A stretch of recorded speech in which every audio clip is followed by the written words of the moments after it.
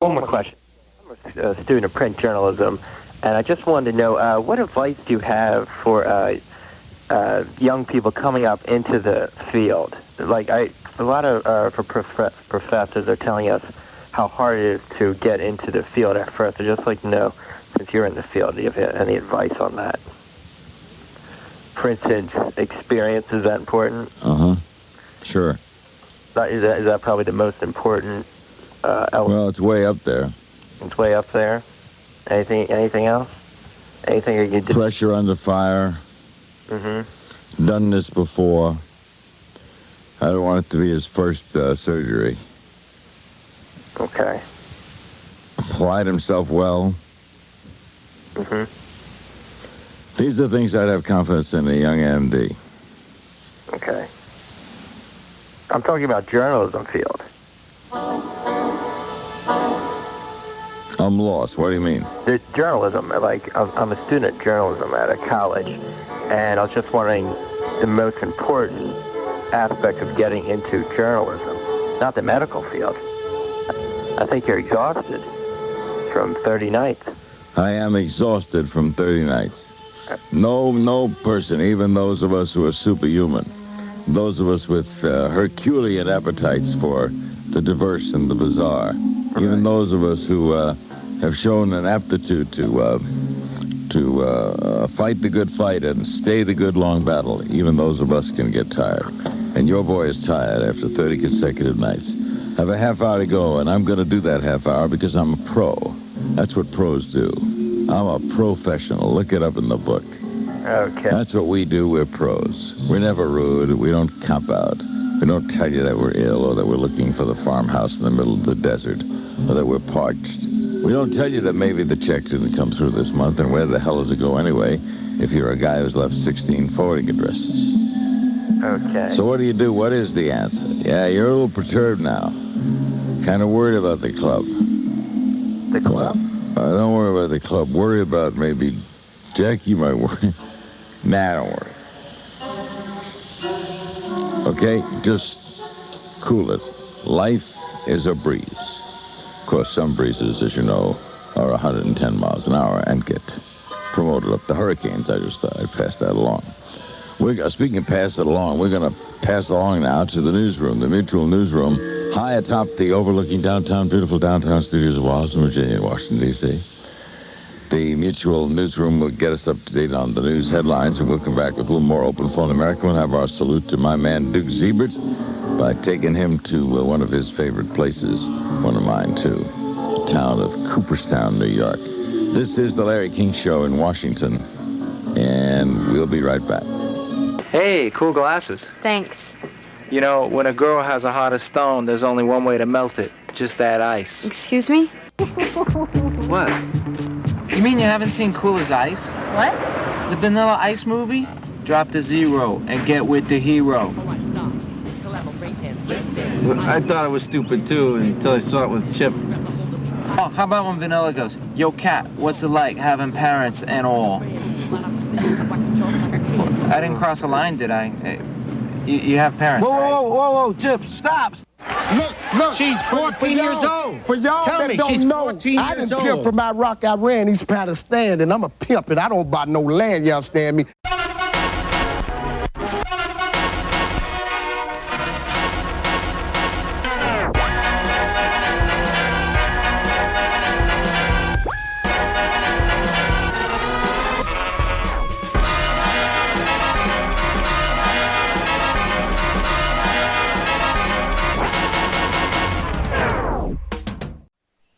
Yeah, absolutely do that. Dude, you're lucky that I need your help with technical matters, because otherwise I do this all by myself, and you're lucky that I don't listen to these things, so I'm sure I'd find a fucking million problems. I'm sorry, it's just the truth.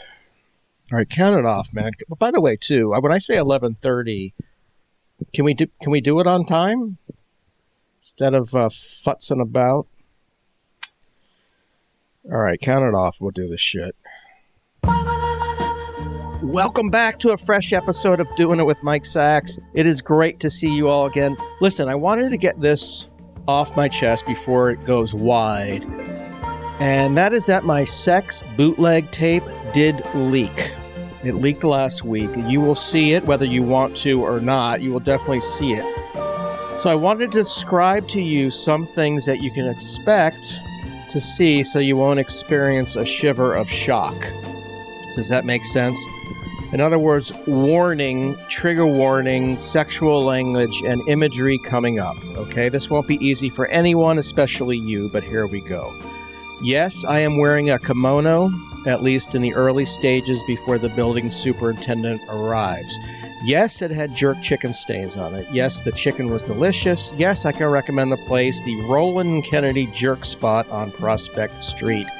Yes, those were indeed cardboard boxes filled to the brim with previously owned, gently used exotic Asian hermit crabs that you can see those next to my bed. No, they were not legal. And yes, I will be returning them to Malaysia. I do like to listen to early Styx when I make love, especially Renegade off their terrific 1979 album Pieces of Eight. That sex move you're going to see me doing towards the middle is called the Benjamin Moore Please, and I have invented it. The brush strokes was my invention as well.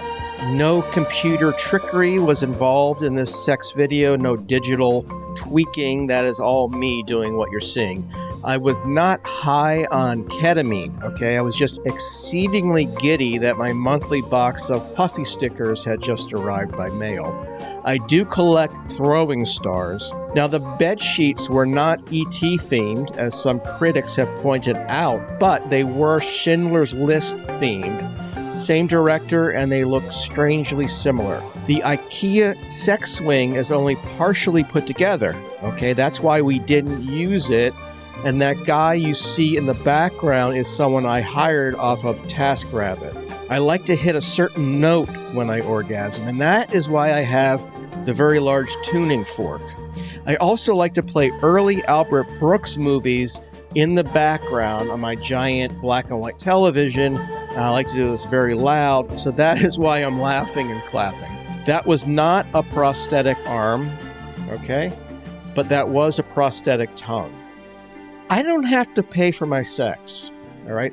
But I do find that it sometimes gets women to my one-bedroom apartment a lot faster, especially if they get paid to have sex for a living. So that's why I was doling out the Doge Bitcoins. Yes, that was Old Bay flavored lube, and yes, it was poured out of my REI Outside Yeti Sippy Strongman cup, which is made for rough going and capable of withstanding up to 600 pounds of sudden pressure. Thanks to an eagle-eyed viewer in Philly for noticing that one. Finally, yes, I am on Pornhub. Just type in Mike Sachs plus a little less than average. And my Patreon page, www.patreon.com/fuckswithsockson, and that is hyphenated.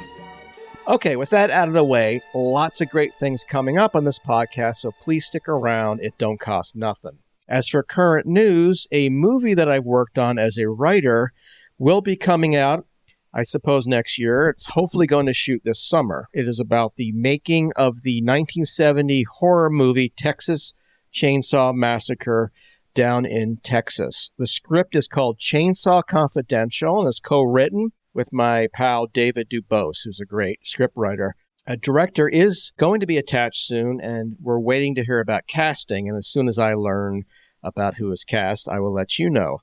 I'm also working on an 8-part audio comedy series with my friend Steve Wilson, and my upcoming book has finished shooting, meaning that the photographs for it, and it is a mostly photograph book, the photographs are finished, and they were shot by Seth Olenek, who's a fantastic photographer.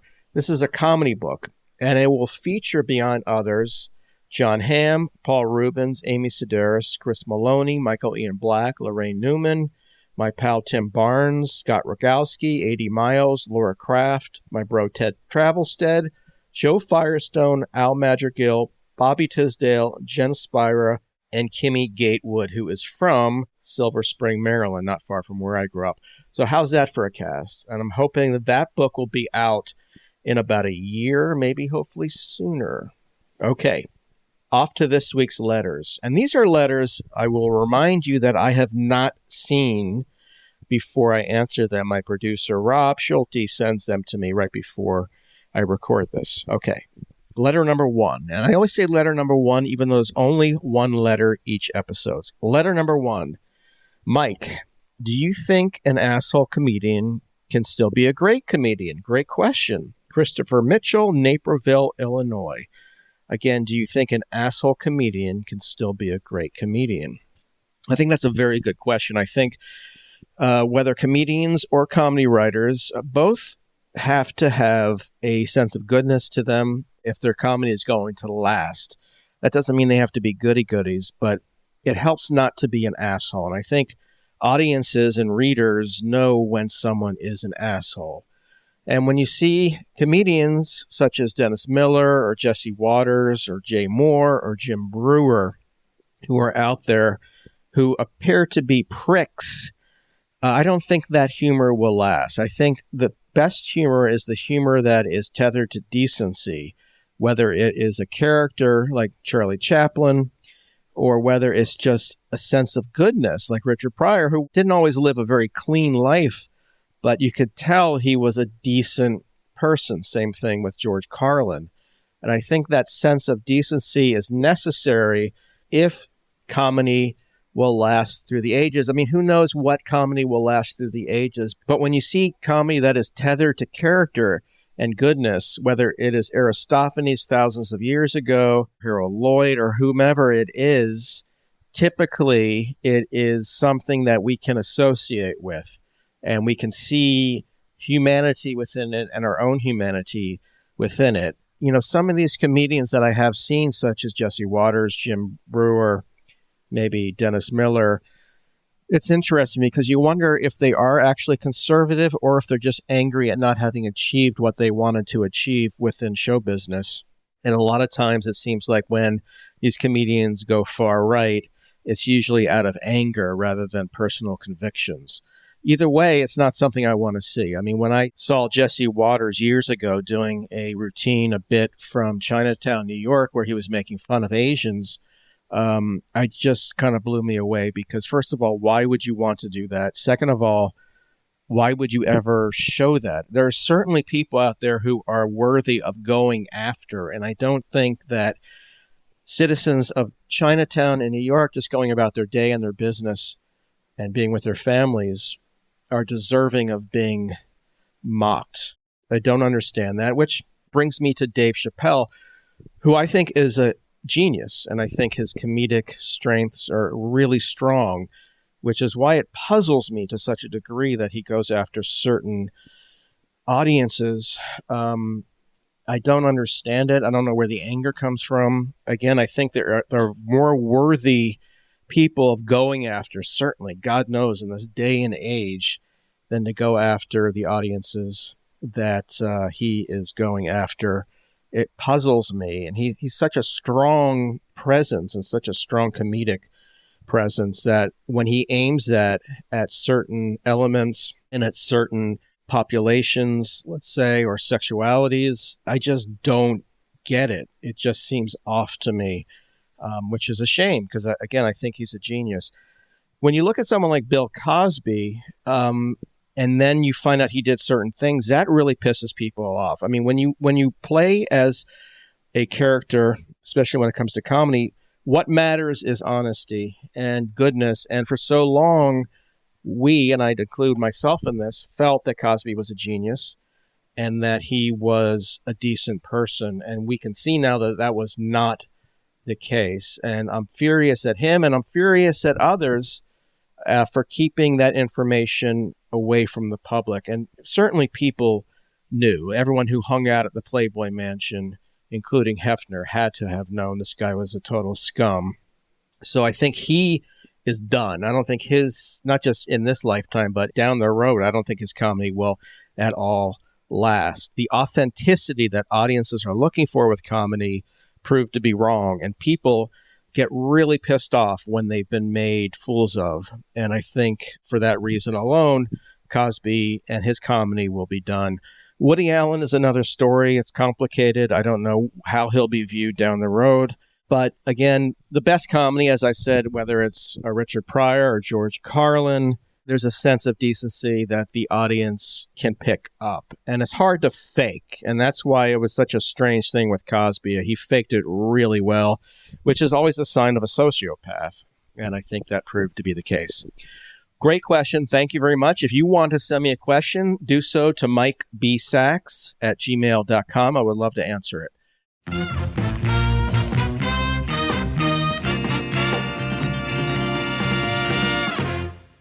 All right. Now for this episode's interview, I bring you one with the great Jack Handey, and we're talking about decency and comedy. This guy is one of the nicest people out there. He's also a genius.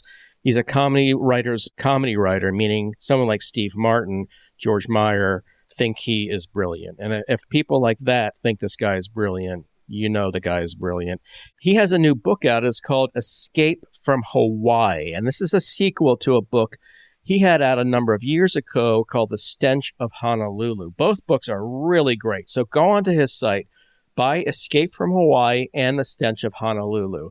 This interview is from a few years back, but I listened to it and it's still really fresh, and it'll still give you an idea as to why this guy is as good as he is. Jack Handey. You knew Steve Martin years ago, going back to New Mexico, right? Yeah, I was a newspaper reporter. I'm back here in Santa Fe. I was a newspaper reporter in the early 70s here in Santa Fe, and lived up on Upper Canyon Road and lived on one side of a 150-year-old adobe house that had been cut in half. And Steve Martin moved in on the other side. He was sort of going around the country doing his stand-up act, and he'd come over and play the banjo, and we got to know each other, and then he kind of took off, and I said, hey, my neighbor, maybe I can write some jokes for him. And I got in touch with him, and sure enough started writing some jokes for him. So that was my proverbial Hollywood break. So do you think you would have gotten into comedy or had stayed in journalism if you had not met Steve Martin? I think I always sort of leaned toward comedy. I wrote a humor column in high school and college, and even when I was a journalist, I wasn't the greatest reporter in the world. I mainly did Charles Kuralt kind of feature stories, but I always sort of leaned toward the humor column and always was sort of looking for something in that field, whether it was a syndicated humor column or writing out in Hollywood or whatever. What did you make of Steve? So this was at the very beginning of his stand-up when he was transferring over, segueing from becoming a writer to going into the stand-up field? Yeah, I think he had left Hollywood. I guess he liked Santa Fe and was touring, doing the Playboy clubs and stuff, doing his stand-up act. And then shortly after that, he got his break. I guess I started seeing him on The Tonight Show. So I said, hey, maybe I should hitch my wagon to that star. So I wrote him, and he called me out to Hollywood to write on his first TV special, which was fortuitous. That was Comedy Isn't Pretty? I think it was A Wild and Crazy Guy was the first one. And then he did, Comedy Is Not Pretty, and then I think he did a couple other ones. So that's an amazing leap that you made going from Santa Fe to then writing for Steve Martin. Yeah, it was. It goes to show you, I believe in hard work and persistence, and that'll eventually get you there. But luck is a big factor. That's really true. But then again, if you weren't talented, he wouldn't have called you up to Hollywood. Yeah, I hope that's true. But just running into him as my next door neighbor is sort of a strange coincidence. And we have pretty similar senses of humor. He even told me once when I was writing, I think, on one of his specials, he said, believe it or not, I've written this joke. So we have a pretty close eye on things. Yeah, it's a very specific tone. What was the joke or sketches that you remember getting on the first and second TV specials? The big one was Turtle Rodeo, where they actually went down. They actually went down to the San Diego Zoo, and that probably wouldn't happen nowadays, but San Diego Zoo said, yeah, we won't let you have any of our turtles, but if you come down here, you can film it. And so they went down to the whole cast, the crew and everything went down there and filmed that. Did you have any jokes on his albums? Yeah, I had, he hired us, my friend and I, Carmen Finestra, to write some jokes for his album. Is this the one? I believe that sex is one of the most beautiful. You got it. Awesome. Sex is one of the most beautiful things in the world that somebody can buy or a person can pay for. I forgot what the joke. You probably know it better than I do. Yeah, I believe that sex is one of the most beautiful, natural, and wholesome things that money can buy. There you go. Wow. Good for you. So, are you still in touch? Not really. Actually, he emailed me the other day. I guess he's doing a stand-up act with Martin Short, and he wanted me to write some jokes, and I just told him, sorry, I'm too lazy. You know? Are you serious? Yeah, I just said, my day now is like watering the grass, taking a nap, and drinking beer mainly. So. You can't squeeze a few jokes in that day. I know. Jack. I know. Yeah. What was his response when you said no? He said, so you're in. Great. I love that joke. Not even listening, yeah. Did he help you get on the news show? I think he did, yes. So tell me how that came about. That's a very interesting show. Lorne Michaels produced. It had an amazing group of writers on that show. James Downey, Al Franken, Tom Davis, Buck Henry, Max Pross, George Myers. Yeah, Swibel. Yeah, it had just a great group of writers. But, you know, what I found, and maybe you've seen this too, is sketch comedy just doesn't work in prime time. No matter how good it is. I don't know what it is, but people just don't want sketch comedy in prime time. They want sitcoms. I don't know why, but every good sketch comedy show I've worked on in prime time is just not worked. I don't know. But that was an amazing writing crew. Probably the best I ever worked on. Did that job then lead to SNL? Pretty much, yeah. I went back to L.A. and I worked on Michael Nesmith's show, and I think a couple other shows, and then Al Franken and Tom Davis took over Saturday Night Live and you know, brought me back to New York. So for that. So this was what, the Joe Piscopo, Eddie Murphy years? No, it was it was back when Lorne Michaels came back and took over the show after the Piscopo Murphy years, yeah, and Franken and Davis came to produce, and I think it was labeled sort of a disastrous year where we had, you know, actually we had Robert Downey Jr. In his early days too. That was pretty good. Yeah. And Randy Quaid. I mean, there were some good people. So this was sort of a transitional year. Yeah, it was a tough first year. It was the year we had Madonna came on, and I think she had did the first show, and then I sort of got fired after that, I think. What happened? I don't know. I don't know. I don't know. They didn't. I guess they didn't like me or something. Well, I really just didn't come back. My friend Jim Downey likes to claim that I was fired, but it took me. The next year, I sort of sat out and came in the last few shows, and then was back on for several years. So then you cranked out some amazing sketches, including Unfrozen Caveman Lawyer, which is one of my favorite. Now, how did good, thanks. You worked with Phil Hartman on that as well as other sketches. What was it like to have him at your disposal as a writer? I mean, the talent he had to bring out characters was astonishing. Yeah, he was just amazingly good, and I mean, you could go.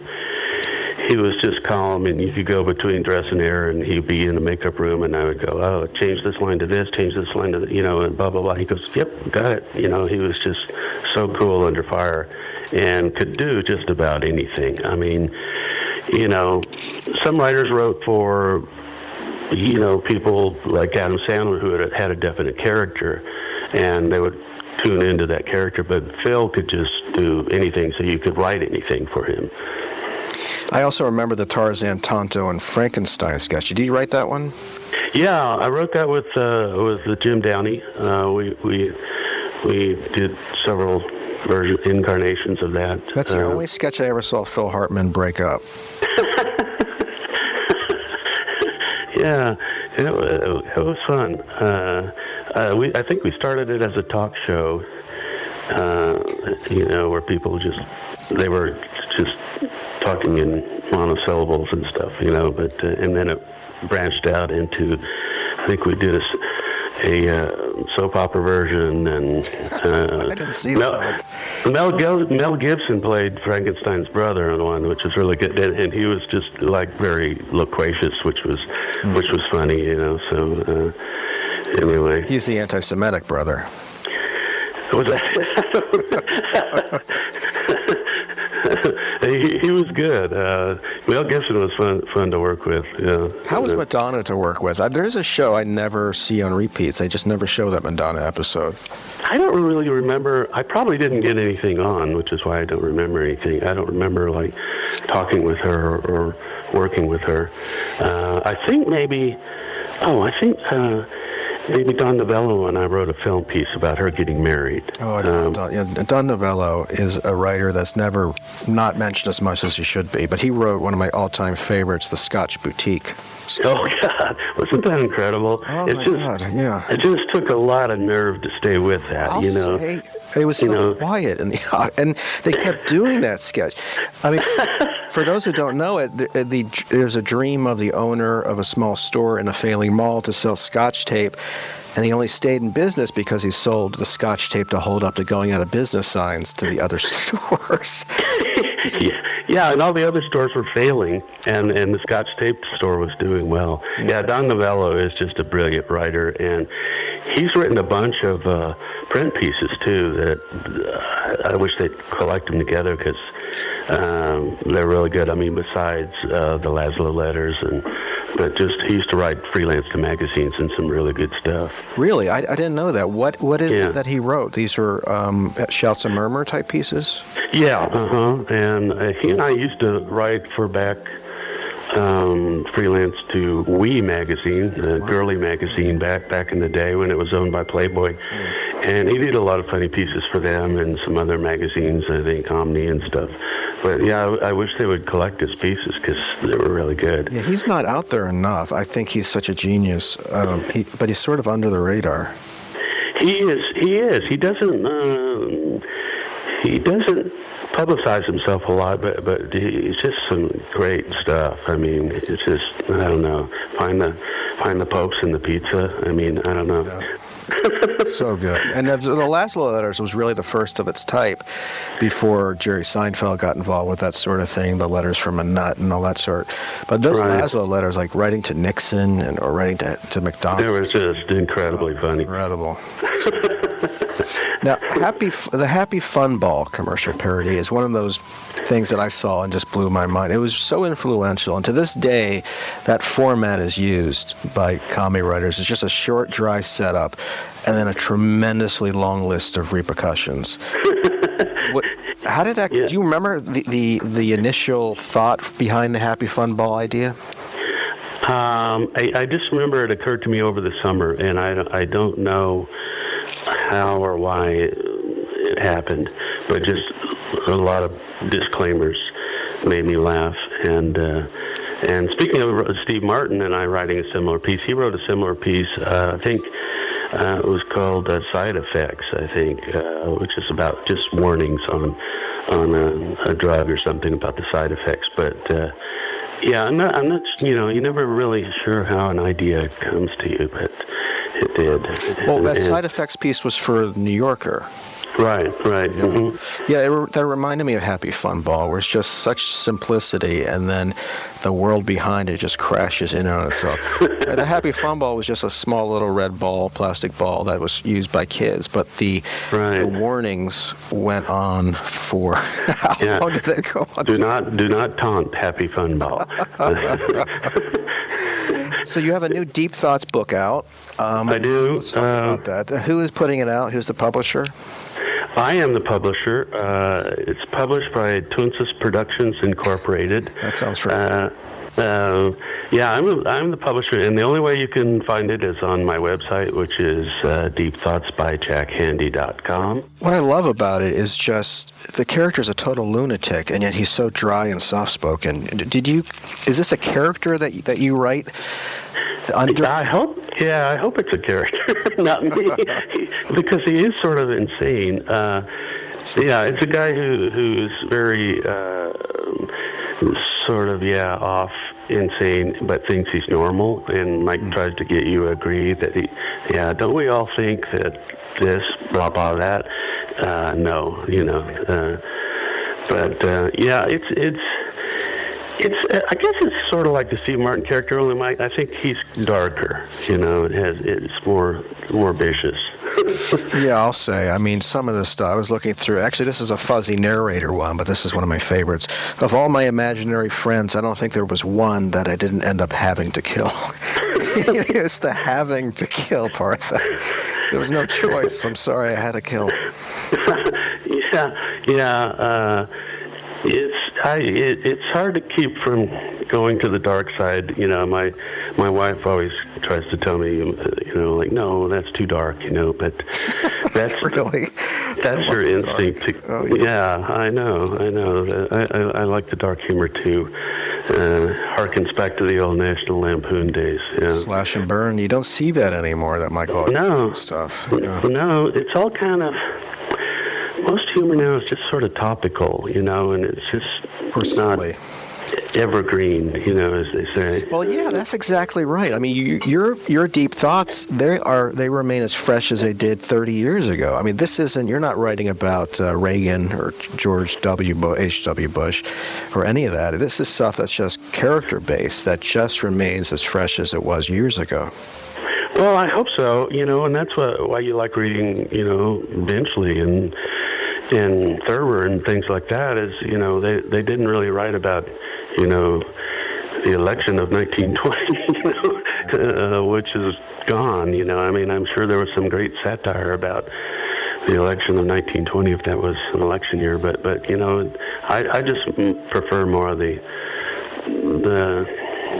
introspective kind of stuff. I don't know. I do too. I remember coming across an Art Buchwald book in the library where I grew up, and it took place 10 years previous about the Nixon years, and I might as well have been reading something in ancient Sumeron. I mean, it was just like no connection. But then I would read Thurber or even like a Greek, Roman or Greek comedy writer, Aristophanes, and it was just because it was character based, it just remained so funny and so fresh.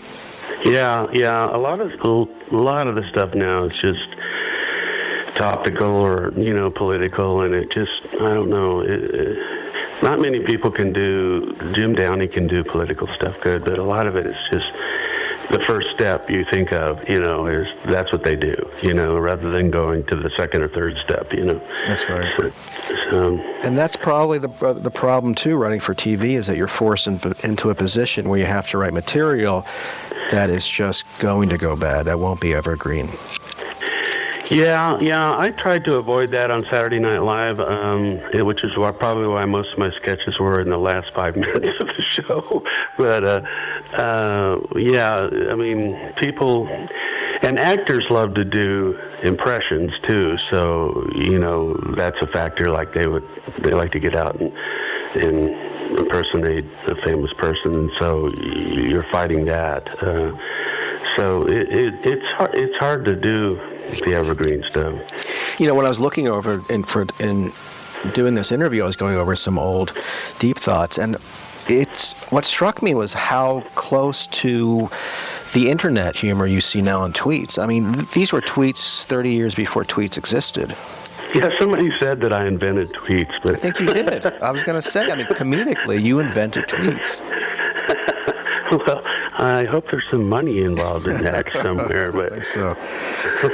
So you're a contributor to New Yorker. Let's talk about a lot of people, even though they don't want to write full time for print, if they're comedy writers, they want to get something in the New Yorker. How hard was it for you to get your first piece in, and how hard is it still for you? What is the success rate or failure rate for you still to this day? Well, when I first started, it was very, it was difficult. I mean, almost all my stuff was shot down, and finally, Dan Mineker, who used to be an editor there, I don't know if he still is or not, but he's not, said, he got in touch with me. He said, I like your stuff, and here's what you do. Write a piece where you repeat a phrase, and that'll get in. And sure enough, I did. I wrote a piece called Stunned, and it got in 1987. And then after that, I wrote like 5 pieces.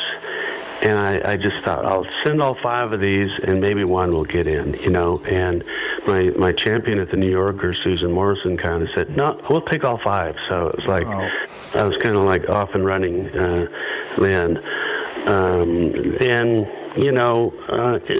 And they accept more of my stuff now, but it makes it harder in a way because you go, are you just accepting it because I have a history there, or do you really like it? Yeah. So well, that's a problem we should all have. I mean, yeah. I mean, how do you know whether a piece works or not? Do you give it to your wife? Do you give it to friends? Yeah. Sometimes I'll have test jokes out on people, and it's hard to know. Yeah. But usually, and you probably know this too. So if you hit a sweet spot on a piece, it's easy. I mean, if it has a good premise, it's much easier to write than sort of a collection of jokes, which is hard because you gotta just write a million jokes and then pick out the best ones and hope they fit the theme. But if you have a good, strong premise, it's much easier. Like when I wrote What I'd Say to the Martians, it's like, it's a clean premise. It's like just a vicious guy taunting the Martians. So, it's easier if you have that kind of a premise. Yeah, just a guy who's a dick to the Martian. I love it. What a dick. But you still do get rejected, right? Occasionally, yeah. And unfortunately, there's just not many places anymore to send stuff. I mean, and they've gotten more and more restrictive about the rights they want. It used to be back, when I first started writing, you just sold first serial rights or one-time rights. And now a lot of times they want all rights or something, it's... I know, yeah. And for the same money. Yeah. Now, here's a subject you may not want to talk about. I can always edit it out. I bring it up because I suffer from it really badly. And I was thinking about actually writing a book based on this because most comedy writers that I've interviewed also suffer from it, and that is OCD. Oh, you should write a book about that. And I have actually considered, I have that, and a lot of comedy writers have that. Mm-hmm. And I think it's a major factor in being a comedy writer. Tell me why. It's just your brain is ordered differently. OCD is, do you have that? I have it very bad. I've had it since I was 11. That's about when it starts, I think. But it supposedly it's not like something you can cure. It's the way your brain is formed. I find it fascinating because you're right, that it wires your brain in a certain way that makes it so that you think in a comedic... Now, that's not to say there aren't plumbers or surgeons out there with OCD, but I do think that the suffering one goes through as a kid wires your brain in a certain way to help make writing comedy easier. Yeah, I don't know. I mean, in a way, I feel like I'm fortunate to have it because there's so many comedy writers that have it. I mean, geez, a ton of them, and comedians. So I think it must have something to do with it. It's an interesting topic.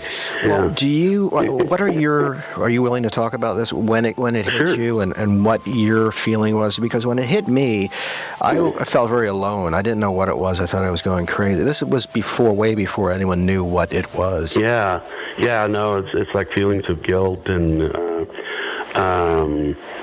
counting things and cleanliness and, I take Cymbalta to kind of stabilize myself, but, it can be debilitating, but, I always felt like, too, in a way, it's sort of ironic that so many comedy writers have it, that I guess it's a physical help. I don't know. Well, yeah, and I do think too that it's a very powerful thing. That it's a system of energy, and that if you can tap into it in a positive way, where I used to feel guilty for not doing something every day, whether it was exercise or this or that. But if you can tap into that and feel guilty for not writing every day, your life will be still miserable, but it's a positive route to take, and that you will produce, and you can sort of hone it and funnel it into something more positive. Yeah, the compulsion, and also I just think for some reason it makes you think of jokes too. I don't know why. I think it's a great, medical area of study, because I think it's not just because it's, I've known people too, comedy writers that are, like manic depressive too, but that seems less common than OCD. I don't know why. How many friends of yours who write comedy have OCD, would you say? Oh, a lot. I probably shouldn't name any names, No. but yeah, a lot, and a lot of famous people. I think Steve Martin has talked about it, but there's a lot of famous people that have it, and I don't know. It's an interesting.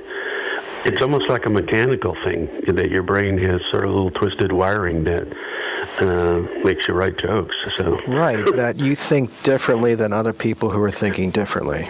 Right. Yeah, and there's a downside of it too, which is the compulsion and to do things and count things and wash your hands and. Well, Jack, I'm a huge fan of your work and have been for years. Thank you very much. A new book. I'm going to really spread the good word. I'm going to send people a freebie with every book they order. Yeah, I've got some Deep Thoughts merchandise that I need to get rid of. Like a beer cozy or something? And it's like, greeting cards, fridge magnets, bookmarks, that kind of stuff. So, Fantastic. So you'll get a free surprise if you order. And do you have any projects that you're working on, any print projects or otherwise that we can look forward to down the road? Well, by the time this comes out, I'll have a piece in the New Yorker called "Don't Blame Yourself," and I'm just sort of floundering right now about what my next book will be. People seem to either love or hate The Stench of Honolulu. But oh God, please don't tell me. Someone told you they hated that book? Oh yeah, you check out Amazon. It's like, there's no plot. I just, I finally realized that, and you probably have found this too, that most people, I don't say most people, but a lot of people do not have a sense of humor. Yeah, they think they do. Oh, yeah, they think they do. But it's like if you tell them a joke, it's kind of like you're speaking French to them, and they go, why are you speaking French to me? Stop that. So, yeah, some people hated Stench of Honolulu, but some people really loved it, too. So I'm sort of tempted to go back to that. Wait, does that bother you that some people put up negative reviews on Amazon? This is a book that is beloved by myself and all of my friends. I mean, this is the funniest book of the last decade. We love this book. Oh, thank you so much. Yeah, it does. I mean, what was it? I think Carol Burnett said she didn't read reviews because, you may have heard this quote, but he said, the bad ones hurt too much and the good ones are never good enough. Yeah. But yeah, it kind of stings when people go, "Oh, this sucks." But it's selling pretty well, so I have to think people vote with their pocketbooks, I guess. Please do another book. Don't listen to those people, please. Okay. Would you like one like that? I would love it. The whole point of who needs a plot, quite frankly, and there was a plot. This isn't an episode of Hawaii Five-0, right? Yeah. My friend George Meyer used to say, talking about the emphasis on story, and he would go like, he would say, "What are we, children, that we need to be told stories?" Well, that's just it. And one of the advantages of not writing for a Hollywood executive is that you can do whatever the fuck you want. Yeah. Well, I'm leaning towards something like that, and hopefully I'll, have the energy to do it. All right. Well, maybe I'll check in when that book comes out eventually. Well, thanks so much, Mike. That's it for this episode of Doing It with Mike Sachs. I wonder what Scott Baio is now doing. Maybe playing Galaga at the Playboy Mansion? I'd like to thank you for listening. I sincerely appreciate it. I'd like to thank Sonar for giving me this opportunity. And I'd like to thank the following for helping to make this episode possible. The great Jack Handey. Again, his new book, Escape from Hawaii, that is available on Jack's website. And if you order the book, he will personally sign it for you at no extra cost. How cool is that? I want to thank Rob Schulte, the world's greatest producer. So until the next episode, keep your feet on the ground and keep reaching for my dangalangs.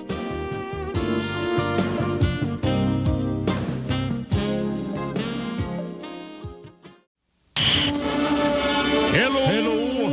We're glad you made it. Welcome to the future. That just doesn't make sense. What's your opinion of Kingman's performance? What's my opinion of Kingman's performance? What the you think is my opinion of it? I think it was put that in. I don't opinion of his performance. He beat us with 3 home runs. What the you mean? What is my opinion of his performance? How can you ask me a question like that? What is my opinion of his performance? He hit 3 home runs. I'm off to lose the game, and you ask me my opinion of his performance. I mean, that's a tough question to ask me, isn't it? What is my opinion of his performance? Yes, it is. I asked it, and you gave me an answer. Well, I didn't give you a good answer because I'm mad, but I mean... That wasn't a good question. That's a tough question to ask me right now. What is my opinion of his performance? I mean, you want me to tell you what my opinion of his performance is? You just did. That's right. Guy hits 3 home runs against us.